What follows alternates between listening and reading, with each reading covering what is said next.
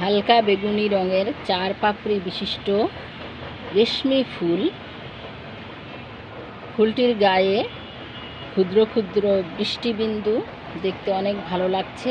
পাতাগুলো বড় বড় গোলাকার, যে পাতাগুলো ছায়ায় আছে সেগুলোতে সুন্দর শেড আছে। আর ফুলগুলো কিন্তু অনেক ছোট, আপনারা হয়তো দেখলে বুঝতে পারছেন যে ছোট ছোট ফুল, তবে বাস্তব চোখে দেখলে অনেক সুন্দর। প্রত্যেকটা পাতার ভাঁজে ভাঁজে ফুল ফুটে, প্রতিদিন ফুল ফুটে এবং প্রতিদিন ঝরে যায়। এই যে দেখেন, অনেক নিচের দিকে ফুল আছে। প্রত্যেকটা পাতার আড়ালে আড়ালে লুকায়িত ফুল। খুঁজে দেখলেই, যখন খুঁজে পাবেন, মন ভালো হয়ে যাবে।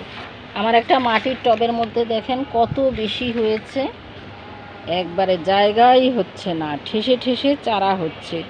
এটার হচ্ছে কন্দ থেকে বা বাল্ব থেকে চারা গজায়, ক্রমবর্ধমান চারা হতেই থাকে।